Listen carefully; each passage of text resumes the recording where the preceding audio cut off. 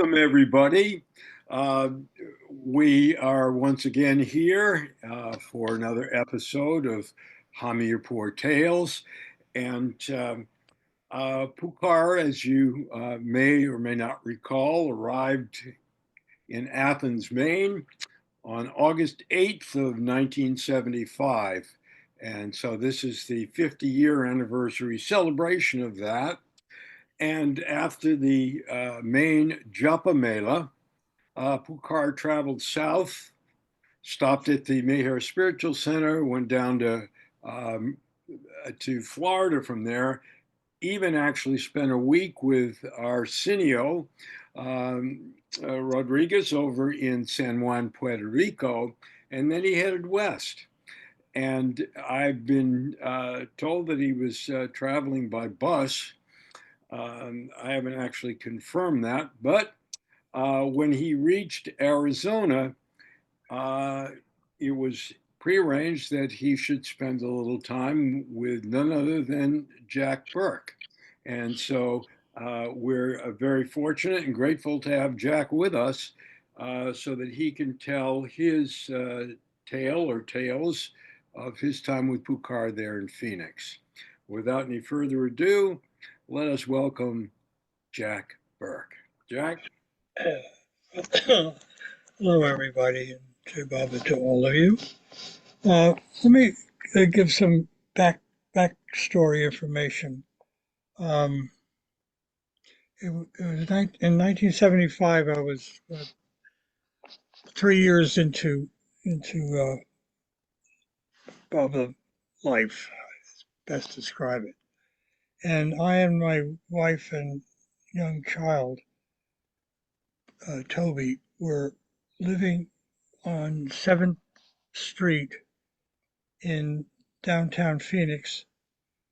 Our residence was owned by a friend of hers, my wife Cass, at the time, which was 7 blocks from Central Avenue, in a WPA project home, the 1930s, when Roosevelt instituted that place. So there was ample room, not a lot, but ample room, when I got a call from Jack Mormon that he was traveling through the United States with Pukar, and if I had any problem with them visiting and staying overnight, and I certainly said no after I talked with Cass about it for a few minutes. So that was arranged. I didn't know Jack. I had never met Pukar, and what I had heard about Pukar was that he was a big guy, very strong and all that stuff, and whatever the feeling was about people who knew him.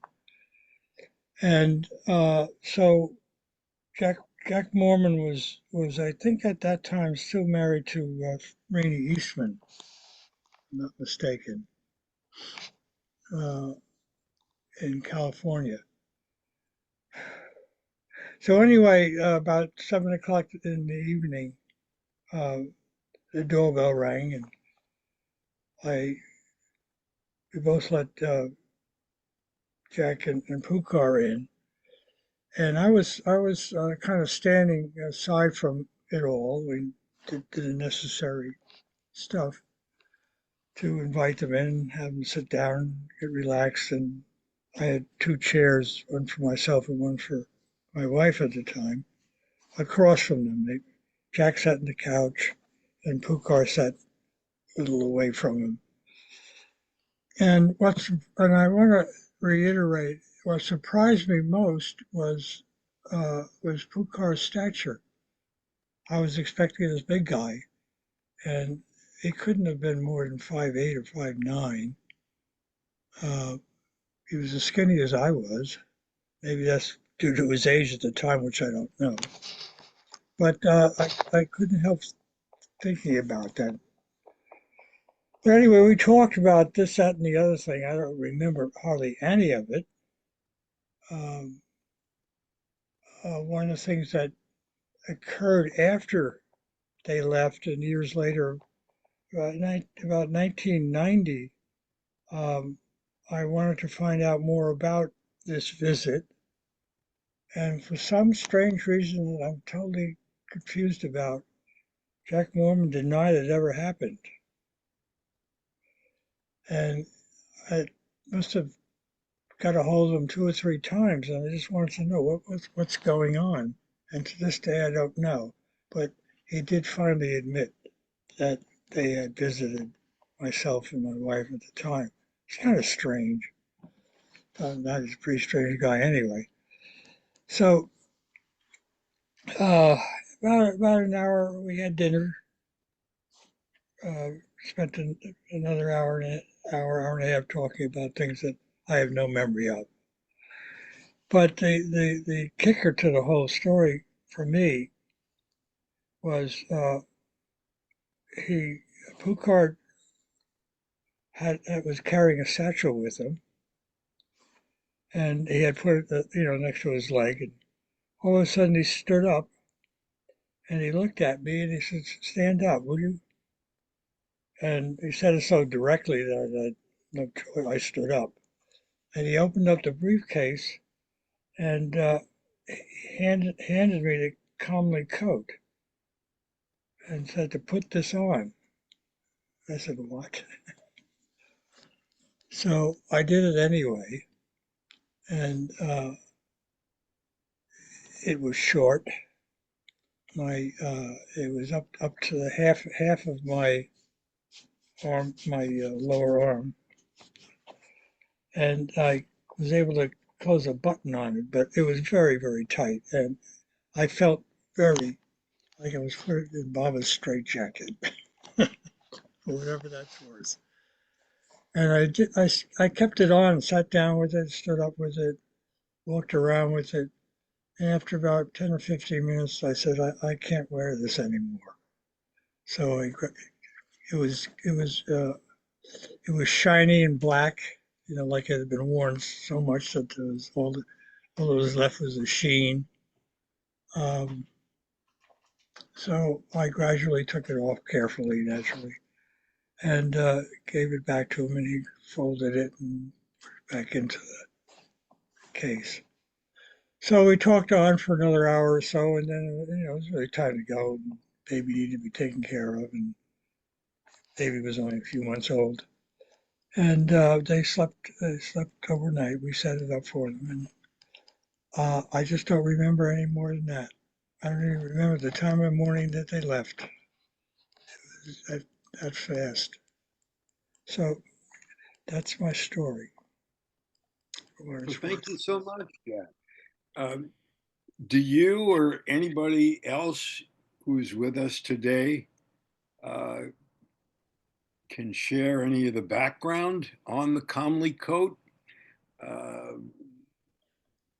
its origin, and how Baba himself used it over so many years? I'm sure we don't know how it got into Pukar's uh, satchel, but anybody have any recollection of the origins of the Comley coat?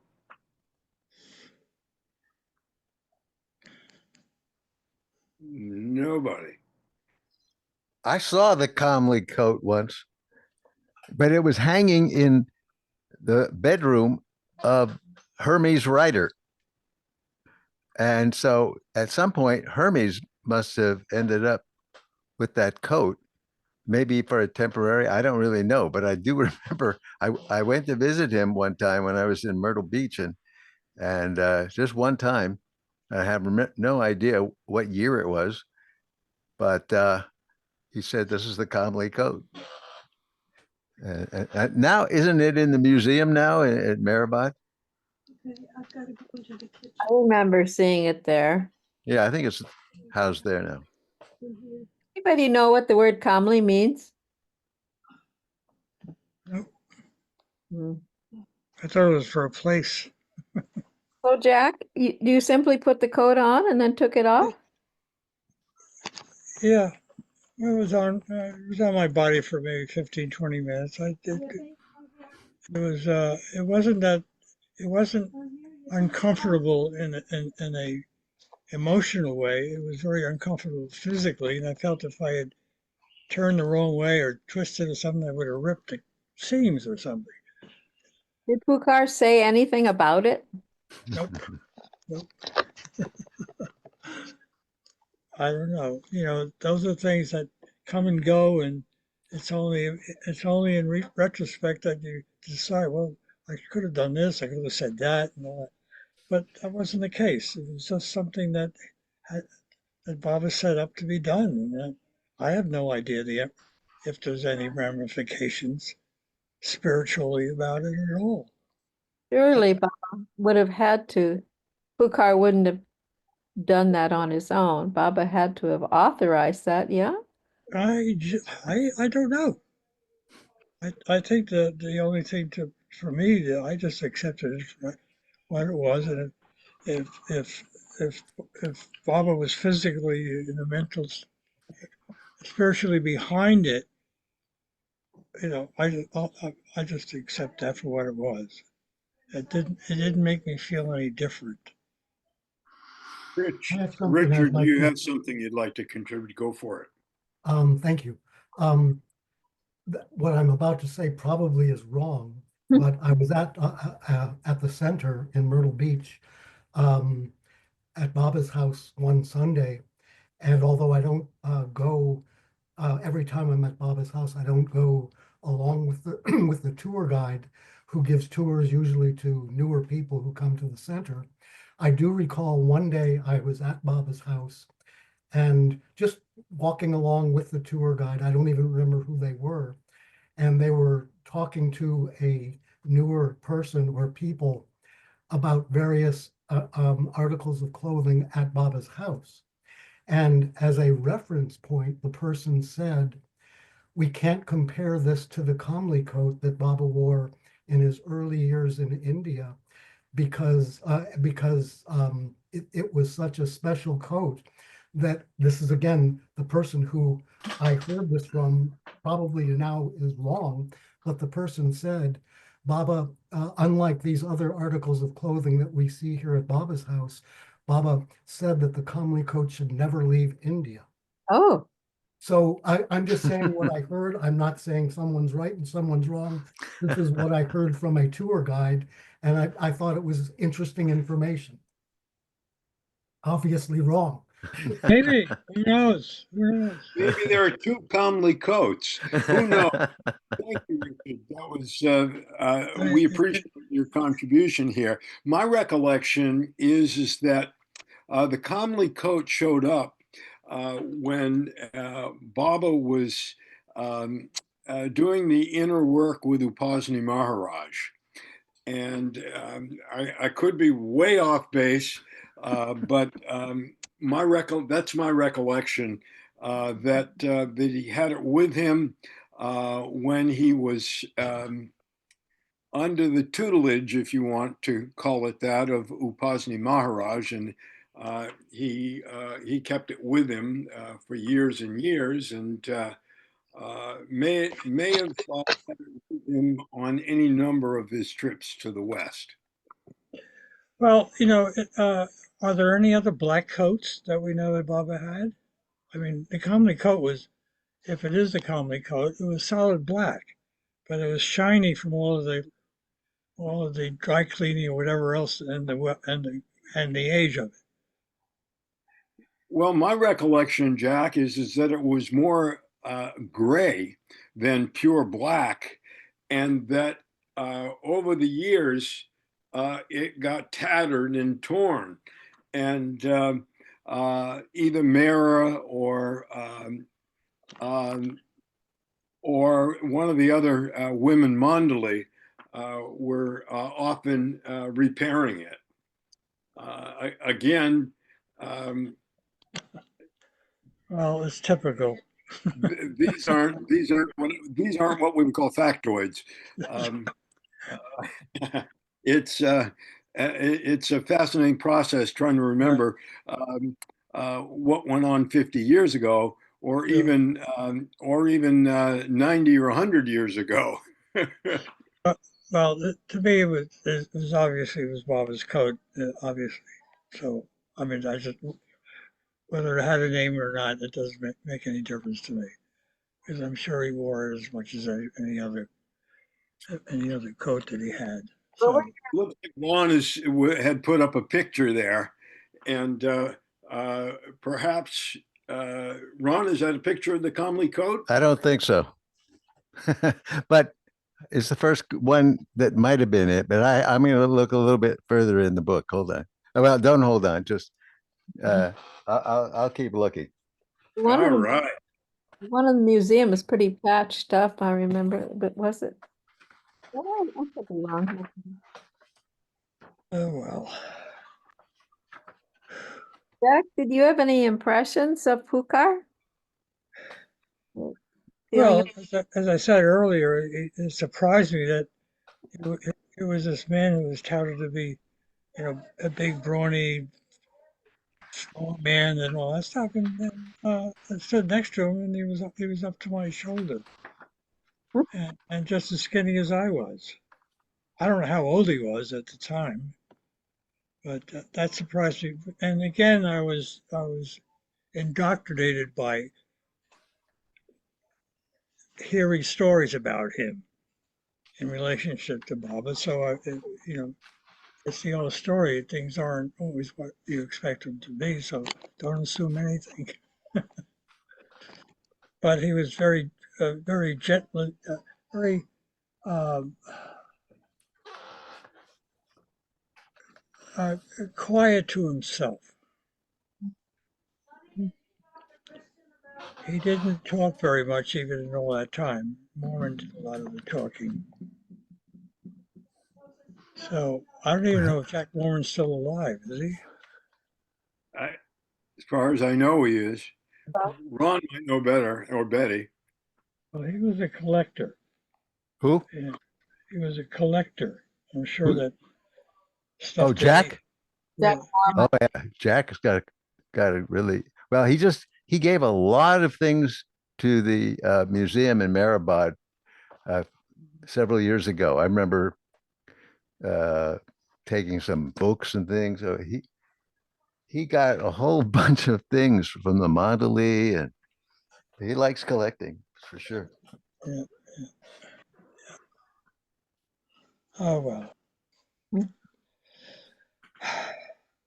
So I'll beg off, but in the last minute, I just wanted you guys to be aware that if you want to spend $8 on my ebook on Kindle and through Amazon called Dialogues with the Divine, you much appreciated. Well, again, before what's you sign off, Jack, we want to thank you again.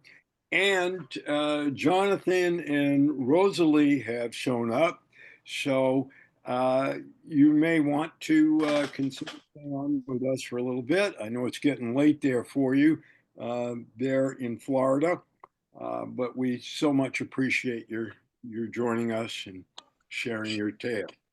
So. Hey, Jack, I Um, just want to say hi. It's been a while since I've seen you. Sorry I missed you. We were on another meeting and just got here. Oh, good. How Good you to see doing? Hey, Jack, what's the name of your book again? it's called Dialogues with the Divine. The hardcover won't be out for another couple of weeks, so that'll be through Amazon and Kindle. Congratulations. Long Yeah, time. sure. Yeah, Okay, Jack, just let us know when it Yep. comes out to Amazon, please. Yeah. Mhm. well, the ebook is ready, is there. Yeah. Oh, when Pukar and Jack Mormon left Phoenix, and I presume it was sometime in September of '75, um, somehow they ended up in Southern California. And Rosalie Dunphy is here to tell us a little bit about Pukar's stop where she was living at the time. Rosalie, and Rosalie, as many of you know, loves to dance and prance, and she loves Princess Narina Machiavelli, and we're very grateful to have her with us today. So, do you have any idea what date it was? Within a Oh, few I days. don't. I don't. And I thought That's about it. And this is my only recollection. He stayed overnight at the house where I was living with John and Judy Page and their children. And I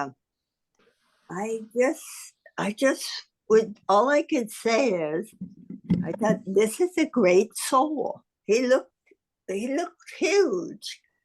This is, and I'm watching, I'm drying his dhoti, and it's this long cloth that he wraps around himself, and it's spinning around like a snake in the dryer. And he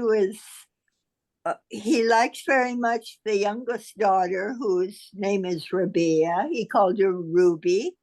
And he was just, and he had, I thought, wow, his hair was totally disheveled. I thought, wow, he's just like he's a wild lover of God.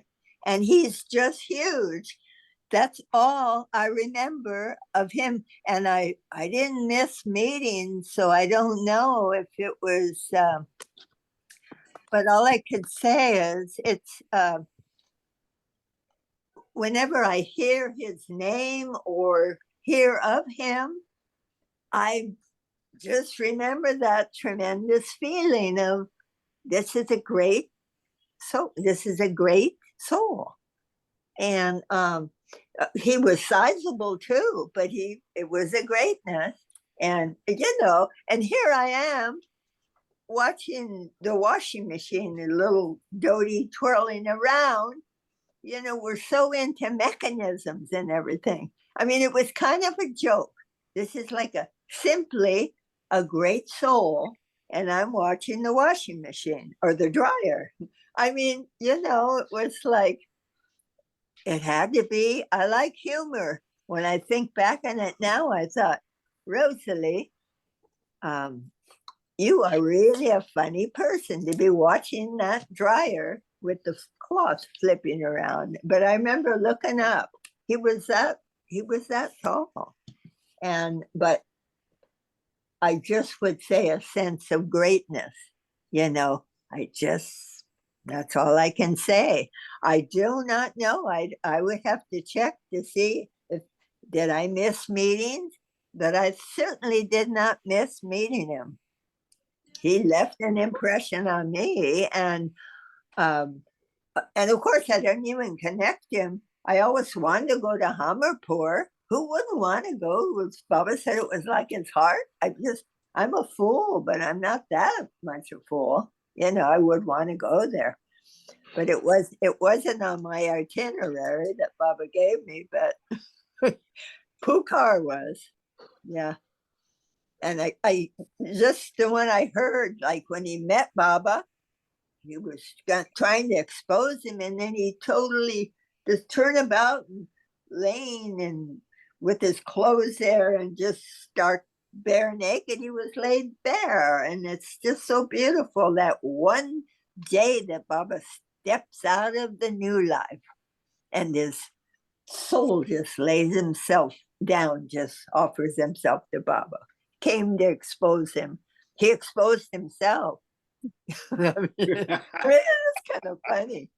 But then I read that, and however amount of time Baba gives you through any of us soul drops, it was a bit of an oceanic experience when I thought of it. I thought, well, it was a dryer, and for me, it was,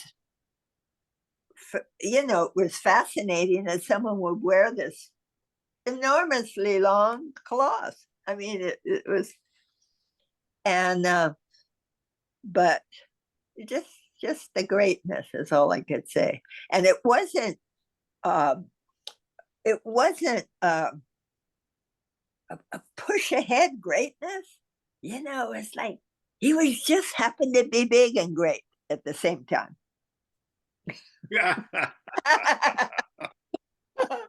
Really, and you know,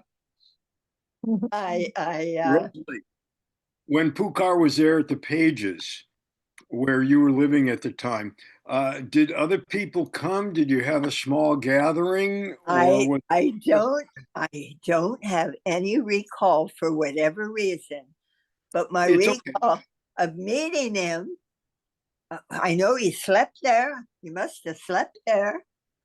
I don't remember breakfast or anything, just this one little incident, which the more I think of it, the funnier it gets. That I'm watching the Dodie flip in the dryer.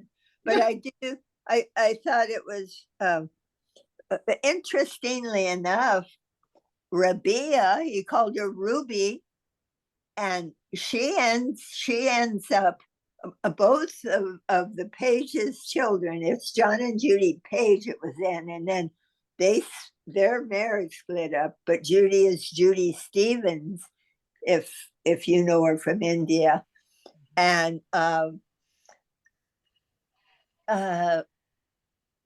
you know, but the youngest, Ruby, he called her Rabia, she married someone and converted to Judaism. And even with the divided kitchen, and I thought that was fascinating. They met all these Audie stayed at their house, Audie K and Pukar, and they would just come through there. And the other one converted to Catholicism. And I thought, wow, you know, it's like no telling what Baba will do, this manifestation. No telling. But I could tell you, I just came from our meeting of the mystical language, and I just have to share this one line since we're talking heart talk. It says, "This mystical language in I is in I the experience of God." When I heard that, I thought, okay, Baba, that's pretty clear. That's pretty clear. That's all I have to say about that. And I'm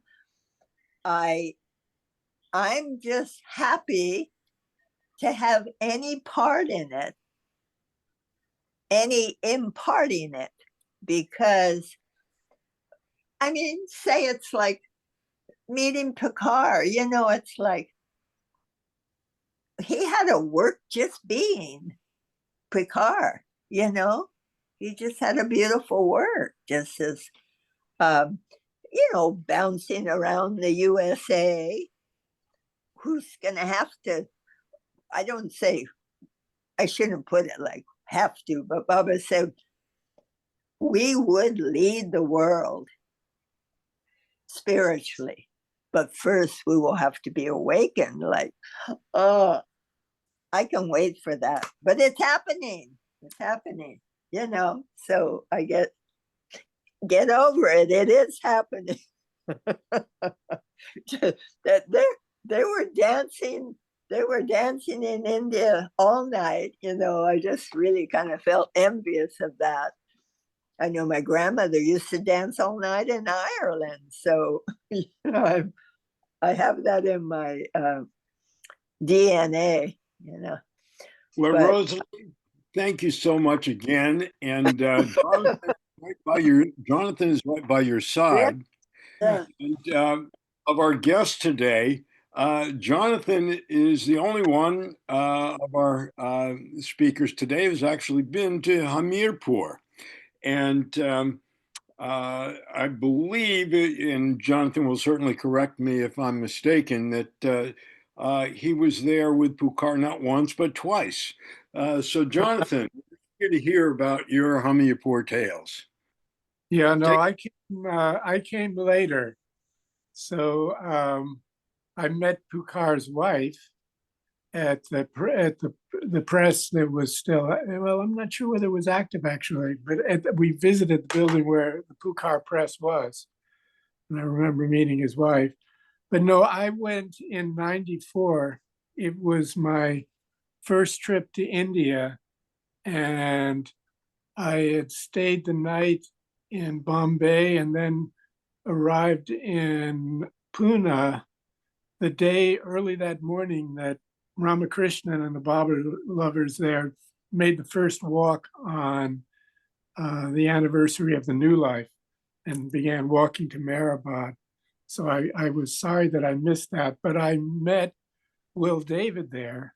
And Will David told me that he was going to be going to Hamirpur, and which was my first I heard about Hamirpur. And he said it was Baba's heart. And because that was my focus, I said, count me in, so I wanted to go. So that was, so we went in November of 94 for the Melas. And then the second, when I came back, I think it was, it would have been 96. I went, that included the February 10th anniversary of Baba's in Maristana. So those were my two visits, but they it was a powerful experience. So I don't know what. I did have a question actually. One of the villages we met was Dagaman village, where Vishnu Singer was, Vishnu Sharma, and he was a teacher, and he taught Sanskrit, and he had composed something called the Chai Puran. Are you familiar with that, or is anyone familiar with that? I just was reminded of it because as I remember it, I was thinking it was a song about chai, and I'd forgotten it was in Sanskrit. But the Bombay Center, their daily selection that they sent out happened to be a reference to that. And what it was there was a teacher, a Shastri, that was visiting. And when he heard Vishnu singers sing this Sanskrit verses or whatever to celebrating chai, he was extremely offended and left. And Baba begins, when he came the next day, he said, it's really quite funny. He's asking him, why he left and so on and so forth. He said, Baba says, if I took offense to what happened, he's telling me he really couldn't take offense to this song. But anyway, we went, it's such a beautiful thing. This was one of 4 villages we visited on one particular day.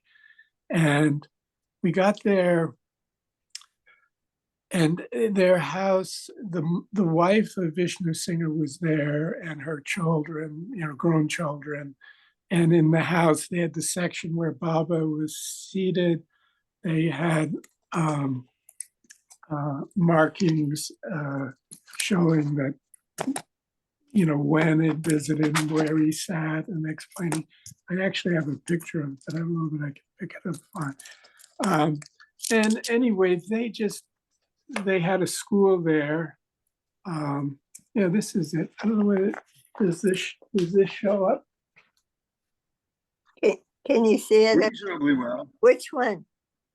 The lower one? This is This one? yeah.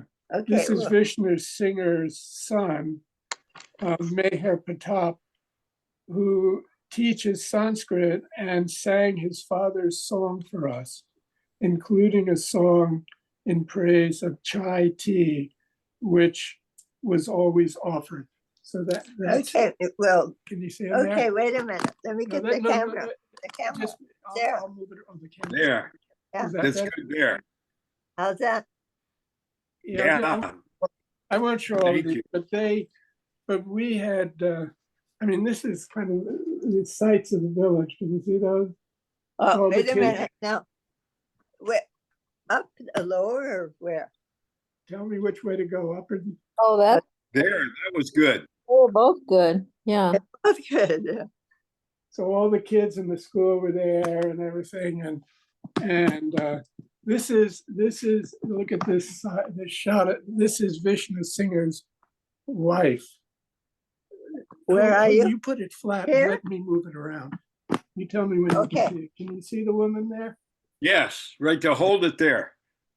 And that's Vishnu Singer's wife, the mother of the and anyway, they fed us and then put out just show you.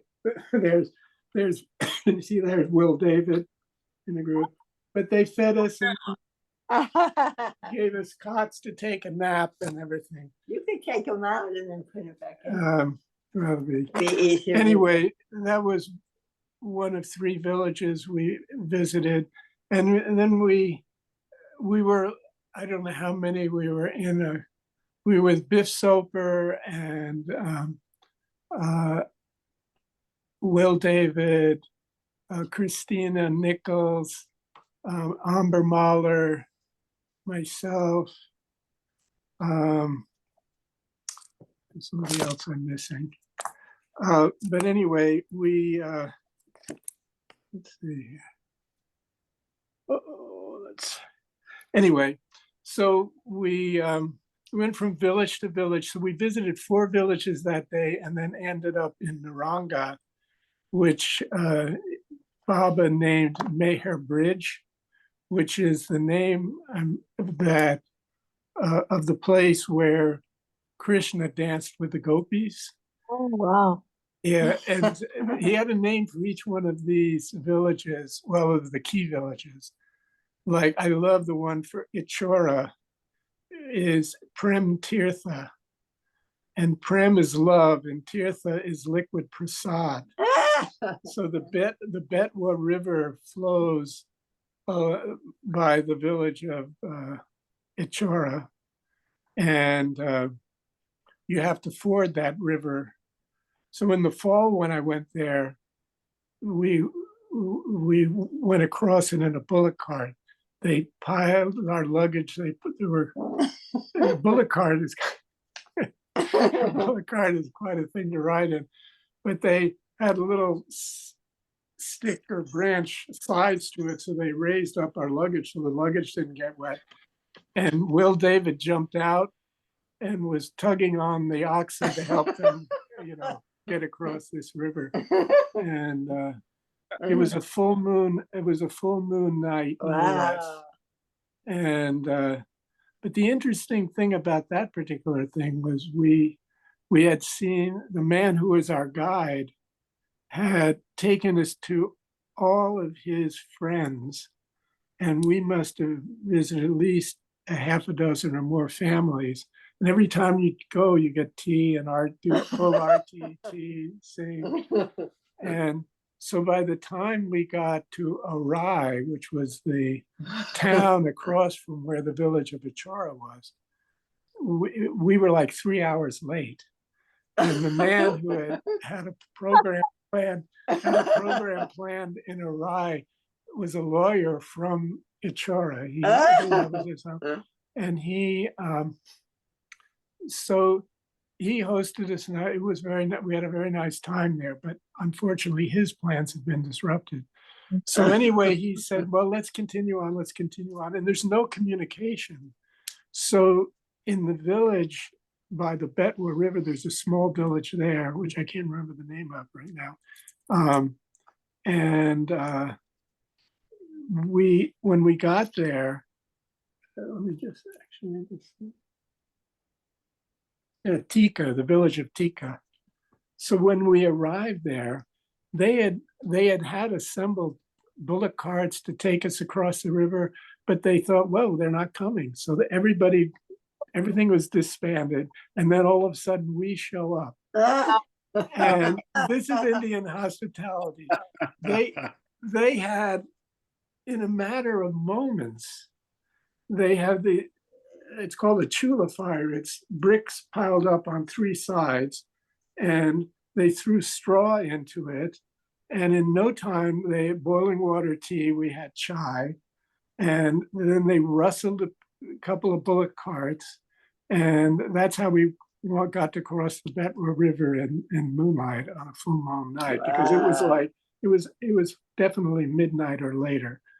And so they, this is a picture of us in that village of Tika, where they rustled up the trail. That's Biff Soper, and the Indian man was our driver. And anyway, in the village of Tika was the man, now a man, but when Baba visited there in 52, there was, or I think it was 52, it could have been a different year. But anyway, a man came up to him and asked Baba, he said, my son is blind. He had a young boy who was blind. And he said, can you restore his sight? I'm not quoting it exactly, but that was the clear plea. Can you help my son? And Baba said, all this is Maya, there's nothing to see. And the man's reply, wait for it, he could see you, Baba. So Baba blessed him, and so we met the boy who is now, Oh my. yeah. Wow. Wow, boy, that was good thinking. That was the intuition. That's the boy now. Wow. Wow. When you met him, Yeah. Jonathan, Yeah, the boy. had his sight back. What? Sight back, yeah. Yeah, sight back. Yeah. Sight You back. see. Yeah. Sight Oh, yeah. back. Well, he was, you know how Baba loved Dr. Ghani because of the humor? I mean, that was true quick wit to say, but he could see you, Baba. That was perfect. You So got- this, you this got is rewarded. this is on a second trip. Flint Medna. I may have taken these pictures, but this is the Betwa River. Beautiful. Wow. And in the fall, it's the water is low enough that you can ford it in a bullock cart. So this is a picture of the bullock cart that we took. And then above it is a picture in the springtime, the wide river plain is flooded with the spring, the rains. And they take the refuse from their crops after they harvest the crops, and they build a bridge Oh. of this material from the farms. So you can see that's the bullock cart. Can you see those two pictures? Yes, one picture. Yeah, with a bullet card. The bullock cart. So The bottom one, not the top one. can you see You the lower it a little bit more. There you go. so that's the bridge that they created in the other time of the year. Anyway, when we arrived in Ichora that night, of course, they had all gone to bed thinking they're not going to, it's well after midnight. And so we arrived there, and I've got to describe the huts that they stay in, I'm sure, but the walls are made out of mud, they brick. So the walls are at least a foot to 2 feet thick. And on the top of the walls, they use logs and then branches and create a superstructure to support mud tiles. They must be fired to some degree, but they build fires inside there because the smoke just filters up through the branches and through the mud tiles. So they're sheltered from the rain, but they're airy, and the walls are so thick that you just feel just insulated from everything, and everybody would just put out bedrolls. So we were, of course, ready to go to bed, but they had a whole dinner prepared for us again within 15, 20 minutes. And it's just, so all of this is just by the way the love that permeates the atmosphere of these places is just unbelievable. And I want to stop in here for just a second, Yeah. John, and perhaps give a little context of how it is that Ichora is of great importance. It was February 3rd of 1954 when Baba approached Ichora and the Betwa River, and at a certain point, his vehicle couldn't go any further. So they all shifted to bullock carts. And when he got down to the Betwa, he used a glass, a cup, took some water and swished it in his mouth and then spit it out. And said that this very place, the Betwa River, near the village of Ichora, would in the future become a place of pilgrimage to rival the Ganges at the time of the Kumbh Mela. So, and he ended up giving darshan in the village, and there's a platform there which states that Baba gave darshan there. And there's probably only 200 or 300 people who live in the village of Ichora, and somehow 4,000 people showed up to take Baba's darshan. So again, that was February 3rd, 1954. Carry on, Jonathan.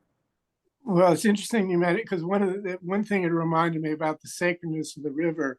There's a sacred river for each of the yugas, the Sat Yuga, Kali Yuga, and the other 2 yugas. And the Betwa is considered the sacred river of Kali Yuga. It flows from the other side of Jhansi, which is a main trunk station on the railroad that goes to Delhi. But it flows through Ichora, by Ichora, and then in Hamirpur city, it joins the Yamuna River, and then the Yamuna River continues on and joins the Ganges River. And so that's the connection of those particular. And anyway, speaking of swishing, I actually drank some of that water from that one, which is, I did it anyway. That's. And you're still, smiling after all. You're still smiling after all these years. What? You're still smiling after all these years. I did when now we know the secret. Well, they all try to discourage people from going to Hamirpur because people often get sick, and I said, well, gosh, going to Ahmednagar, I could get sick, I could get sick anyway. So the main thing I was concerned about, we were going for the melas, and as a matter of fact, Will David said, he wanted to go up a week early before the melas and go through all the villages. So we did that. And, but when the mela started, he headed back and some other people joined us because he heard that you had to stay up all night singing and dancing. Well, I was wondering how I was going to be handling that because I am not one to be sleep deprived. But fortunately, it wasn't a problem. We did get our sleep in. But the other thing, when you mentioned that place that Baba, the raised platform that he had gave a darshan at, the night that Baba stayed there, there were some Rajasthani carpenters that came that were hired to do something. They just go around the country doing that.